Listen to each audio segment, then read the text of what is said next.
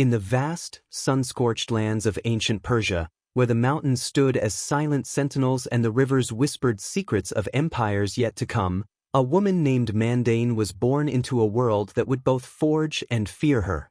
The year was 590 BCE, and the Median Empire, a sprawling dominion centered in the heart of what is now western Iran, held sway over a mosaic of tribes and cities. The Medes, fierce warriors with a deep reverence for tradition, ruled through a rigid hierarchy where kings were gods and women were shadows.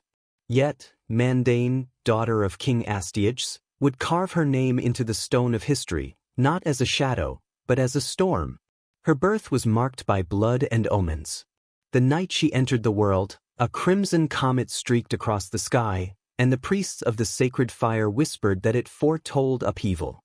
Astyages, a man hardened by decades of rule, saw in his daughter not a blessing, but a threat. The Median court was a labyrinth of intrigue, where loyalty was as fleeting as the desert winds. Astyages, paranoid and superstitious, consulted his magi, who warned that Mandane's destiny would unravel his throne. Their prophecy was vague, yet it rooted deep in the king's heart, festering like a wound. From her earliest days, Mandane was watched, her every step shadowed by spies cloaked as servants. She grew up in the opulent palace of Ecbatana, its walls adorned with lapis lazuli and its halls echoing with the clink of gold. But beneath the splendor lay a cage. Mandane was taught the arts of a noblewoman, weaving, music, and the rituals of the fire temple, but her spirit chafed against these chains. She was no delicate flower, her eyes burned with a hunger for knowledge and power. At 10, she slipped into the war council chambers, hiding behind a tapestry to hear her father's generals debate conquests. By 12, she had learned to wield a dagger, taught in secret by a disgraced Median warrior who saw in her a spark no tradition could extinguish. The Medes revered their customs, none more than the sanctity of royal blood. Women of the court were expected to marry as their fathers decreed, binding tribes through alliances sealed in bedchambers. Mandane, however, saw marriage not as submission, but as strategy.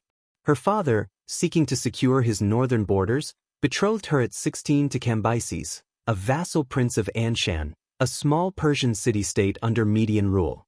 Cambyses was no warrior king. He was a scholar, soft-spoken, with a limp from a childhood fall. The court mocked the match, whispering that Astyages had chosen a weakling to keep Mandane in check. They underestimated her. The journey to Anshan was grueling, a month-long trek across deserts and mountain passes. Mandane rode at the head of her entourage, her face veiled against the sand but her posture unyielding. Bandits, sensing wealth in the caravan, attacked under a moonless sky. The guards faltered, but Mandane did not. Seizing a fallen sword, she fought with a ferocity that stunned her attackers. Blood stained her robes as she cut down 2 men, her screams echoing through the pass. The surviving bandits fled, and her guards, shamed by her courage, swore loyalty to her alone. Word of the incident reached Anshan before she did, and Cambyses, awaiting his bride, began to see her not as a prize, but as a force. In Anshan, Mandane found a city far humbler than Ecbatana. Its mud-brick walls and dusty streets paled beside the Median capital, but its people were resilient, their Persian roots deep and proud. Cambyses welcomed her with quiet respect, offering her a place at his council table, a gesture unheard of in Median courts. Mandane seized the opportunity. She studied Anshan's defenses, its trade routes, its grievances against Median overlords. She saw potential where others saw submission. The Persians, long chafed under Median rule, whispered of rebellion, and Mandane listened. Her marriage to Cambyses was no romance, but a partnership forged in mutual ambition.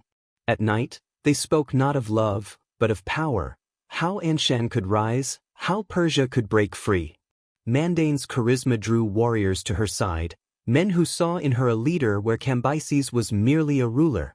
She trained with them in secret, mastering the bow and the spear, her body scarred from sparring but her resolve unbroken. By her 20th year, she was no longer just a queen, she was a symbol. The Persians called her Arshtavega, the spear-bearer, a title whispered in awe and fear. Yet, Astyages spies never ceased their watch. Reports of Mandane's influence reached Ecbatana, stoking the king's paranoia. He summoned her back to the capital under the guise of a festival, but Mandane sensed a trap. She delayed, sending gifts and flattery while fortifying Anshan's walls. The Median court grew restless, nobles murmuring that Mandane's defiance mocked their traditions. Astyages, now old and frail, clung to his throne with a desperation that bordered on madness. He issued a decree: Mandane must return, or Anshan would burn. The decree reached Anshan on a winter night, the air thick with the scent of snow. Mandane stood before her council, her voice steady as she read her father's words.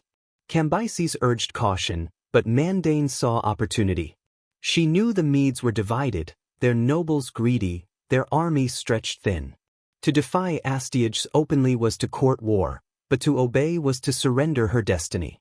She chose defiance. In a move that shocked even her allies, she sent a message to Ecbatana, a single arrow, its shaft carved with the words, "Persia bows to no man." The court of Anshan held its breath. Mandane's act was a declaration of rebellion, a spark that could ignite an empire or consume it in flames. As the year 570 BC dawned, the winds of war began to stir, carrying whispers of a queen who dared to defy not just her father, but the traditions of a world that sought to bind her. Her name was Mandane, and her story was only beginning. The arrow Mandane sent to Ecbatana was more than a message. It was a gauntlet thrown at the feet of an empire. In the spring of 570 BCE, the Median court erupted in outrage. Nobles who had once dismissed Mandane as a wayward daughter now saw her as a traitor. Astyages, his health failing, roared from his throne, vowing to crush Anshan and drag his daughter back in chains. The Magi, ever eager to curry favor, stoked his fury, claiming the gods demanded her punishment. But beneath the bluster, the Median Empire was a house divided. Its vassal states, from the Elamites in the south to the Scythians in the north, sensed weakness. Mandane's defiance was a crack in the foundation, and they watched, waiting. In Anshan, Mandane prepared for war. She knew the Medes outnumbered the Persians 10-1, their cavalry renowned for cutting through enemies like a scythe. Yet, she also knew her father's army was bloated, its loyalty bought with gold rather than earned. She called a council of Persian tribes, rugged men from the Zagros mountains, nomads from the plains, and merchants from the coast. They gathered in Anshan's great hall, a cavernous space lit by torches that cast flickering shadows on mud-brick walls. Mandane stood before them, her armor gleaming, a lion's pelt draped over her shoulders. Her voice carried the weight of a queen who had already spilled blood. She spoke of freedom, of a Persia unbound by Median chains. She recounted the taxes that bled their cities dry, the sons conscripted to die in Astyages' wars, the daughters taken as concubines for Median lords. Her words were a blade cutting through doubt. The tribes, long divided by rivalries, began to see in her a unifier. One by one, they pledged their spears. The Maraphii, fierce Highlanders, offered 1,000 warriors. The Pasargadae, skilled archers, swore to follow her into fire. Even the Dahi, horse lords of the east, bent the knee, their leader gifting Mandane a black stallion that snorted like a demon. Cambyses, though no warrior, proved his worth in strategy. He mapped Median supply lines, pinpointing vulnerabilities in their garrisons. Mandane, meanwhile, trained her army with a brutality that matched her ambition. She led dawn marches through freezing rivers, forcing men to fight on empty stomachs to harden their resolve. Those who faltered were sent home, those who endured became her elite. She formed a guard of women, widows, and orphans of Median wars, teaching them to wield short blades and move unseen. They called themselves the Vipers, their loyalty to Mandane absolute. The first clash came in the summer of 569 BCE, on the plains of Pasargadae. A Median general, Harpagus, led a force of 5,000 to punish Anshan's insolence. Mandane met him with half that number, but her knowledge of the land was her weapon. She lured Harpagus into a narrow valley, where her archers rained arrows from the cliffs. The Vipers struck at night, slitting throats and burning supplies. By dawn, Harpagus' army was in disarray, and Mandane led a cavalry charge that broke their lines. Harpagus escaped, but his men did not. The plains were red with blood, and the Persians took no prisoners. Word of the victory spread like wildfire. Tribes that had wavered now flocked to Mandane's banner. Artisans forged swords day and night, their hammers ringing through Anshan's streets. Farmers offered grain, weavers offered cloth, and poets sang of the queen who defied a king. But Mandane knew one battle was not a war. Astyages, enraged by Harpagus' defeat, summoned a vast army, 20,000 strong, with war elephants from the east and Scythian mercenaries whose axes could cleave a man in two. They marched south, burning villages to ash, their drums echoing like thunder. Mandane's spies brought grim reports. The Medes were a day's march from Anshan, their camp sprawling like a city. She climbed the city's highest tower, gazing at the horizon where dust clouds marked her father's advance. Cambyses urged her to negotiate, to save Anshan from destruction. But Mandane's eyes were steel. She had defied tradition, defied her father, and now she would defy fate itself. She ordered her army to prepare for a desperate stand, knowing the odds were against them.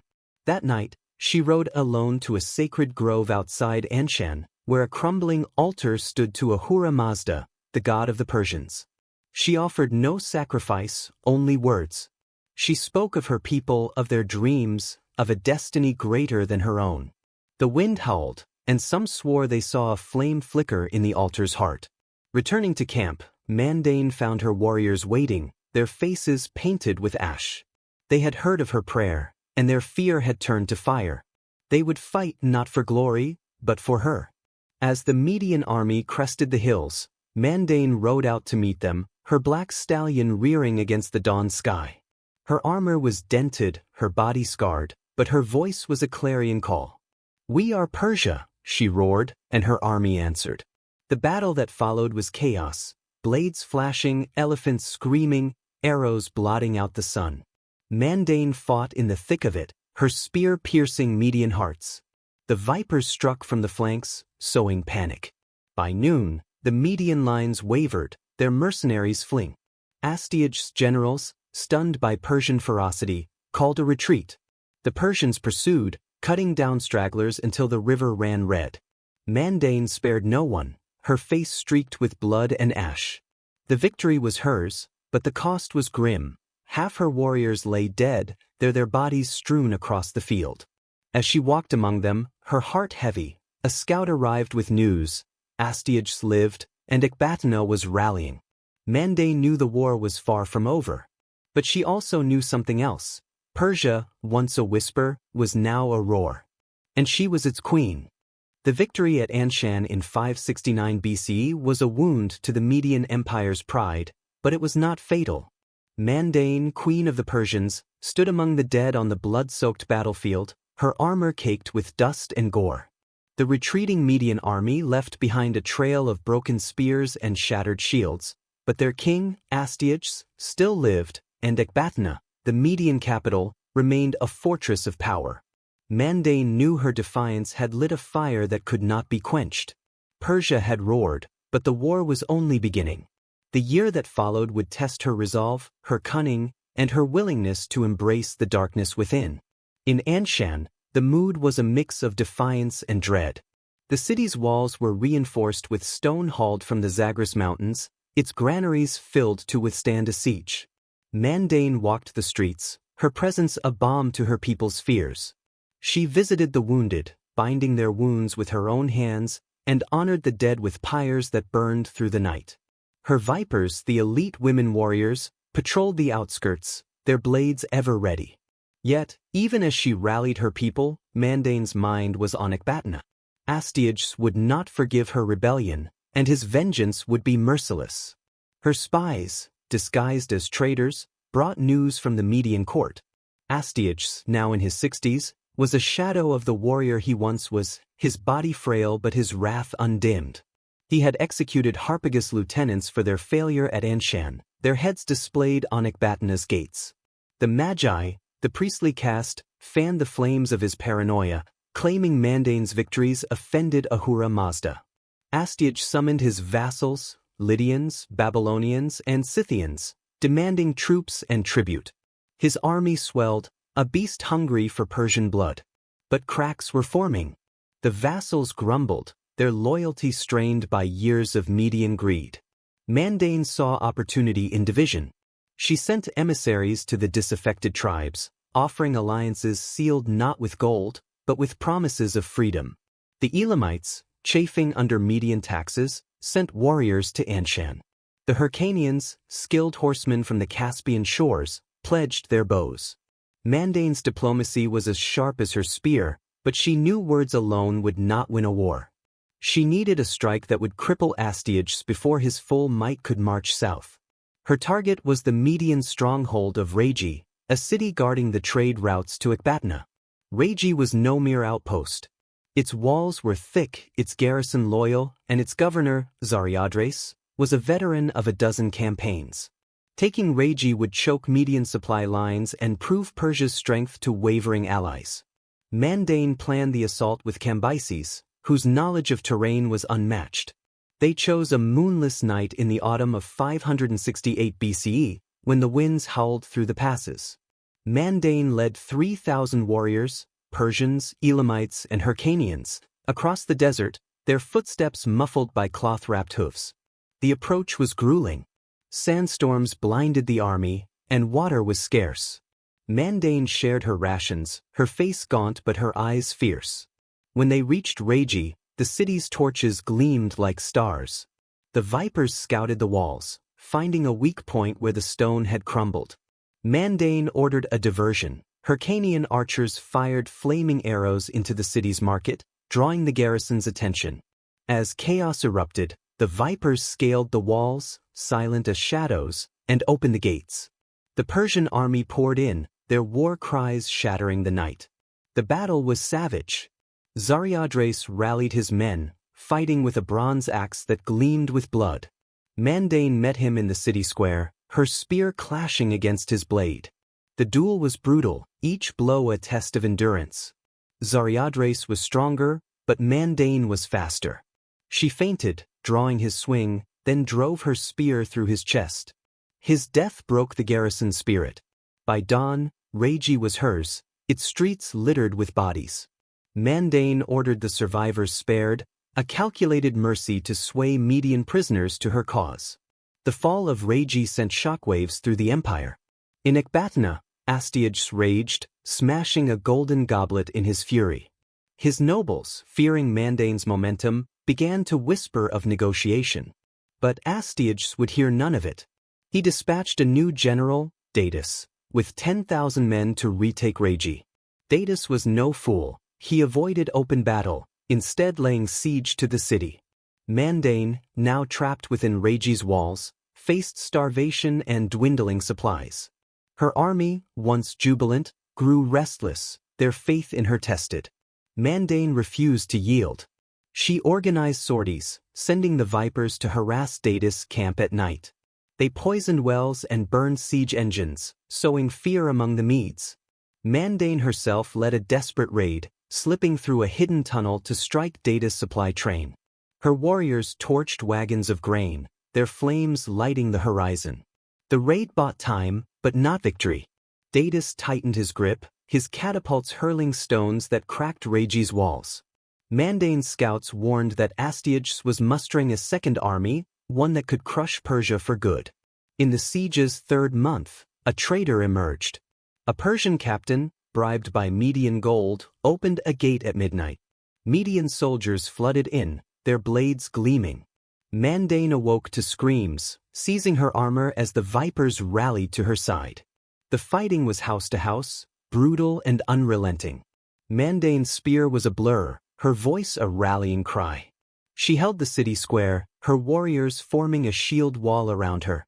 The traitor was found, his throat cut by a viper before Mandane could question him.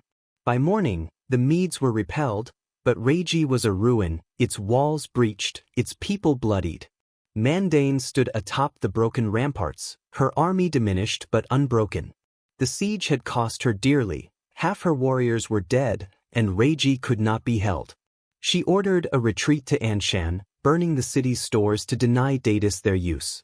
The march back was grim, the wounded carried on makeshift litters, the air thick with the stench of defeat.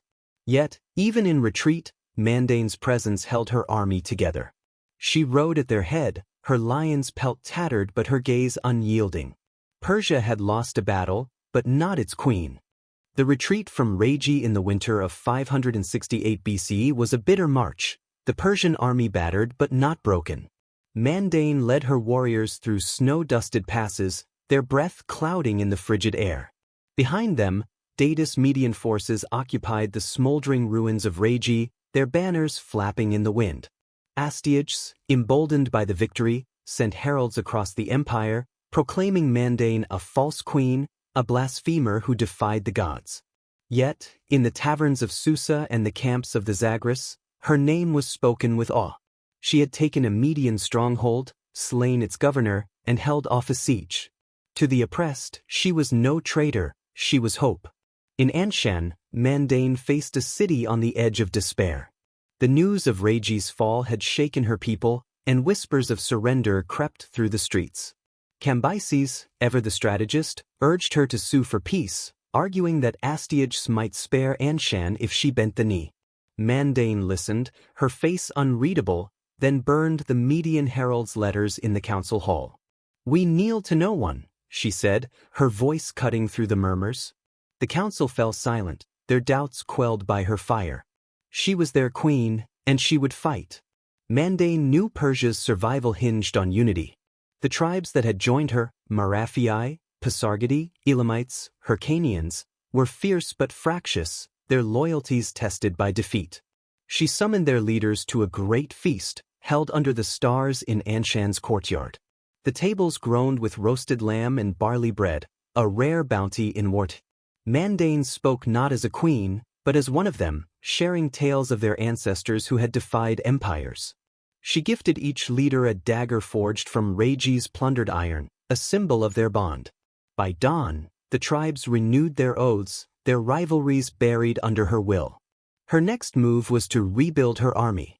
Anshan's forges blazed, crafting spears and shields from melted Median armor. Mandane trained new recruits, boys barely 15, women widowed by war, even merchants who had never held a blade. She taught them not just to fight, but to endure. Her vipers, now legendary, trained alongside them, their scars a testament to their loyalty. Mandane herself sparred daily, her body lean and scarred, her spear a blur.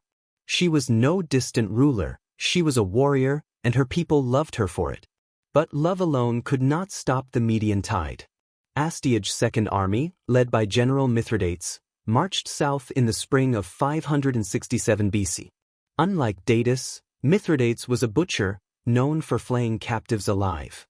His force of 15,000 included Babylonian chariots and Scythian archers, their arrows tipped with poison. They burned a path through Persian lands, leaving villages as ash and corpses.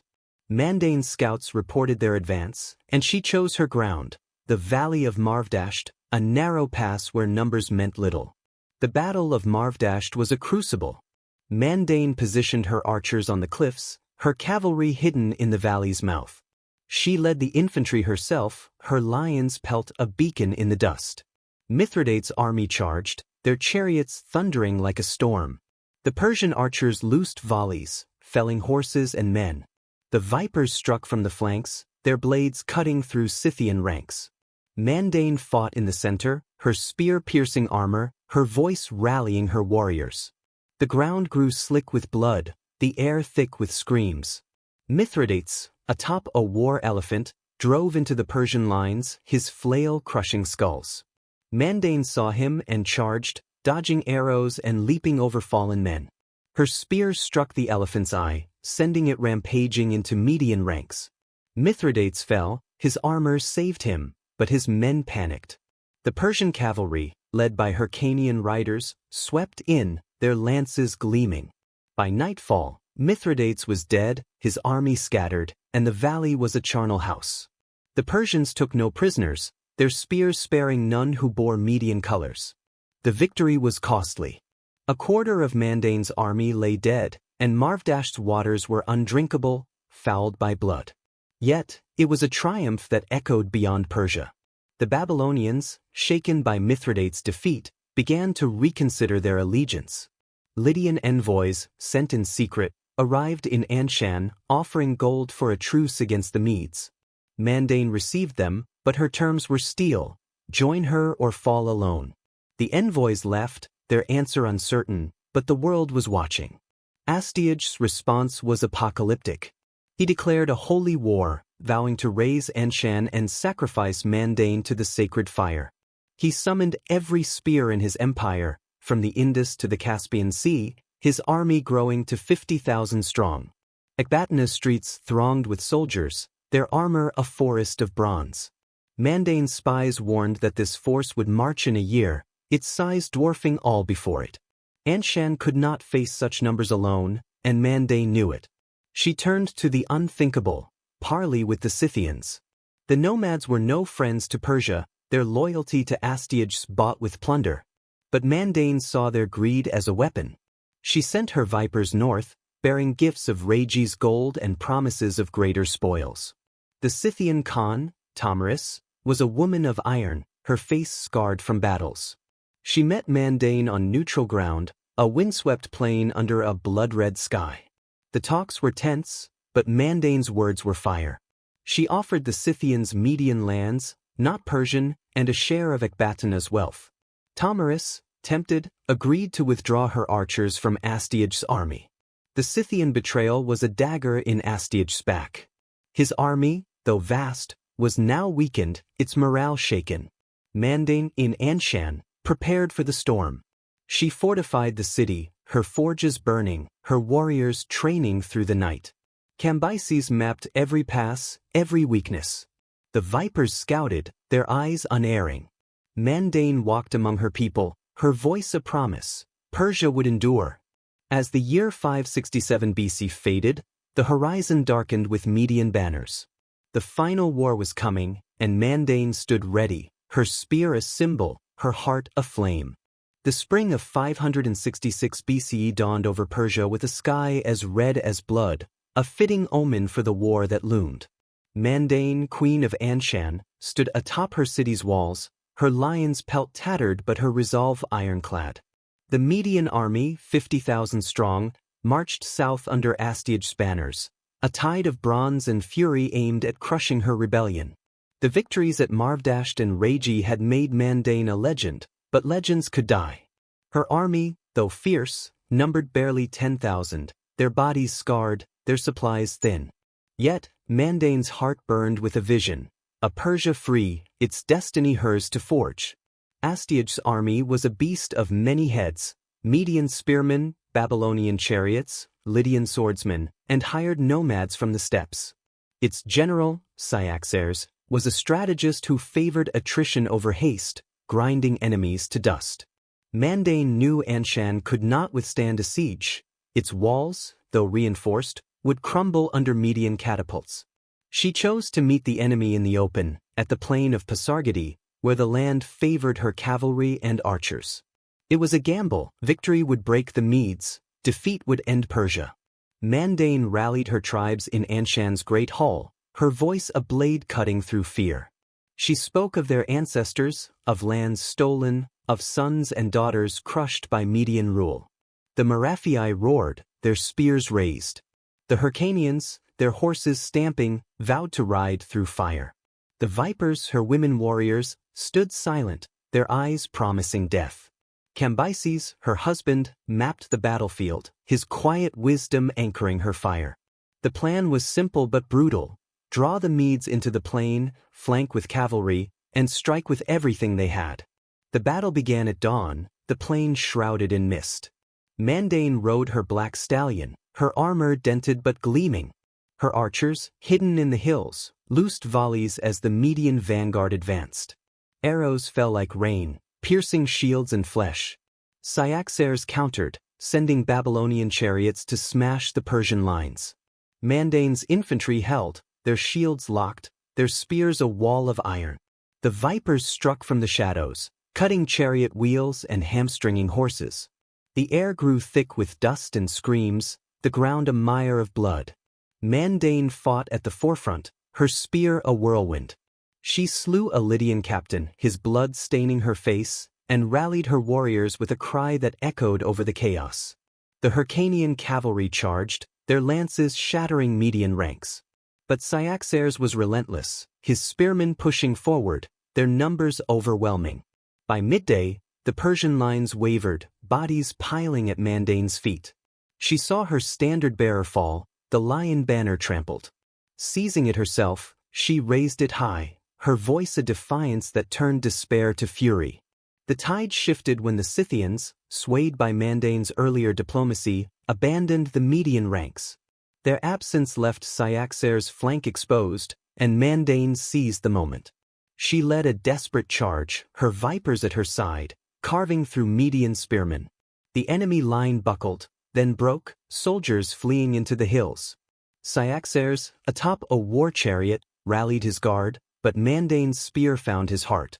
His death was a signal. The Median army collapsed, their banners falling like leaves. The Persians pursued, their blades merciless, the plain a slaughterhouse. The victory at Pasargadae was a fire that lit the empire. Word spread to Ecbatana, where Astyages' court trembled. Nobles, sensing the end, began to flee, their caravans laden with gold. Mandane, bloodied but unbowed, marched north with her army, now swollen with defectors, Median soldiers who saw in her a future their king could not offer. The road to Ecbatana was grim, littered with burned villages and starving refugees. Mandane shared her rations, her presence a beacon to the broken. Her vipers scouted ahead, slaying Median loyalists who dared resist. Ecbatana's gates loomed by autumn, its walls a fortress of stone and fear. Astyages, now a ghost of a king, barricaded himself within, his magi chanting prayers to a god who no longer listened. Mandane's army encircled the city, their campfires a ring of stars. She sent a herald with terms: surrender and live, resist and burn. Astyages, mad with rage, refused, ordering his archers to fire on the herald. The arrow-struck body was returned to Mandane, a message of defiance. She smiled, cold as winter, and ordered the siege to begin. The assault was relentless. Persian catapults hurled stones, breaching the outer walls. The vipers scaled cliffs under cover of night, slitting throats and opening gates. Mandane led the final charge, her lions pelt a banner of terror. The city's defenders, starved and broken, fell before her. She fought through Ecbatana's streets, her spear red with blood, until she reached the palace. Astyages awaited her in the throne room, his crown askew, his eyes wild. He cursed her as a traitor, a daughter who defied the gods. Mandane's response was a single thrust, her spear piercing his heart. The fall of Ecbatana in 566 BCE was the end of an empire. Mandane stood in the throne room, her father's blood pooling at her feet. The Magi, trembling, offered her the crown, but she refused it, smashing it with her spear. Persia needs no kings, she declared, her voice echoing through the hall. She named Cambyses regent, but all knew who ruled. The Median nobles knelt, their loyalty bought by fear. Mandane spared them, but stripped their titles, sending them to labor in the fields they once owned. Persia rose from the ashes, its tribes united under Mandane's vision. She rebuilt Ecbatana, not as a fortress, but as a city of trade and learning. The vipers became her council, their voices shaping laws that broke tradition. Women could own land, lead armies, speak in courts. The empire stretched from the Indus to the Aegean, its banners bearing the lion of Mandane. Yet she never rested, riding through her lands, her spear ever ready, her eyes on the horizon, where new challenges waited. Mandane's conquest of Ecbatana in 566 BCE was more than a victory, it was a rebirth. The Median Empire, once a colossus, lay shattered, its capital now the heart of a new Persia. Mandane, standing amid the ruins of her father's palace, was no longer just a queen, she was a force that had reshaped destiny. Her army, though diminished by the brutal campaign, stood tall, their loyalty forged in blood. The Vipers, her elite women warriors, patrolled the city, their presence a reminder that tradition had been broken. Yet, even in triumph, Mandane knew peace was a fleeting guest. The first months of her rule were chaos. Median loyalists, hidden in the hills, launched raids, burning granaries and ambushing patrols. Mandane hunted them without mercy, her cavalry sweeping through the Zagros like a scythe. She crucified their leaders along the roads to Ecbatana, their bodies a warning to rebels. The people, weary of war, began to rebuild, their hands shaping mud bricks, their songs praising the queen who had freed them. Mandane walked among them, her armor traded for simple robes, her spear replaced by a builder's trowel, yet her authority was absolute. Her reforms were radical. She abolished the Median practice of blood tributes, freeing vassal tribes from sending sons to die in foreign wars. She opened Ecbatana's libraries to all, scribes teaching farmers' children to read cuneiform. Women, once shadows, now held council seats, their voices shaping Persia's laws. The vipers, no longer just warriors, became judges and emissaries, their daggers symbols of justice. Mandane's court was a mosaic, Persians, Elamites, Hyrcanians, even former Medes, united by her vision of an empire built on strength, not subjugation. But the world beyond Persia stirred. The Lydians, under King Croesus, eyed her borders, their armies massing in the west. Babylon, weakened by its losses, whispered of rebellion. Mandane sent envoys, her words sharp but diplomatic, offering trade over war. When diplomacy failed, she rode out, her army a storm of spears and hooves. At the Halys River, she crushed a Lydian incursion, her archers turning the waters red. The victory secured her western frontier, but it was a reminder, empires were won with blood and held with iron. Mandane's greatest challenge was not war, but legacy. She had no children, a fact whispered in the courts. Cambyses, her husband, was ailing, his body weakened by years of campaign. Mandane named her viper captain, Azar, as her heir, a move that shocked even her allies. A woman succeeding a queen was unheard of, but Mandane cared little for precedent. She trained Azar in strategy and statecraft, forging her into a leader as fierce as herself.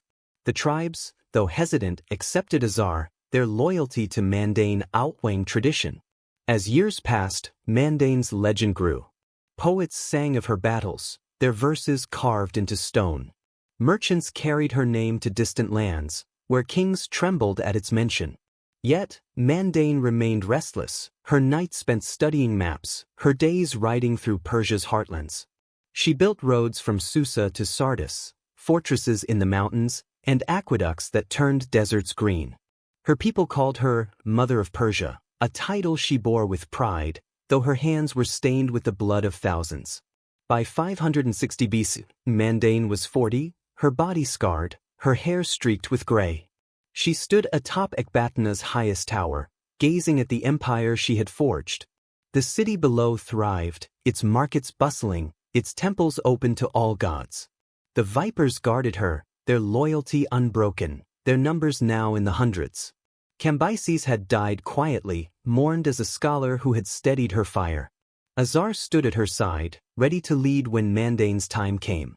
The queen felt the weight of years, but her spirit was unbowed. One spring morning, a scout brought news of a rebellion in the east, among the Bactrian tribes. Mandane, though weary, donned her armor, her lion's pelt a shadow of its former glory.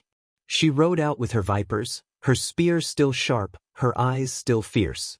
The rebellion was small, its leaders no match for her. She crushed it in a week, sparing the survivors but burning their banners. On the return to Ecbatana, she fell ill, a fever born of an old wound. Her vipers carried her to the palace, their faces grim.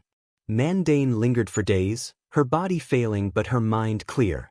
She summoned Azar and the tribal leaders, speaking of Persia's future, a land where strength, not birth, would rule. She gave her spear to Azar, its shaft worn but unbroken, and her lion's pelt to the vipers, a symbol of their bond. As the fever took her, she smiled, whispering, "Persia endures." She died at dawn, her body burned on a pyre that lit the sky, her ashes scattered over the Zagros. Centuries later, Persia's heart still beat with Mandane's fire. The empire she built stretched across continents, its laws and roads enduring. The vipers became a legend, their descendants guarding Persia's queens. In Ecbatana, a statue rose, a woman in armor, spear raised, lion's pelt flowing. Its base bore no name, only words. She defied, and we rose. Travelers from distant lands knelt before it, their tales carrying her story to the edges of the world. Mandane, the queen who broke tradition, had not just changed Persia's destiny, she had forged it in blood and fire, a beacon for ages to come.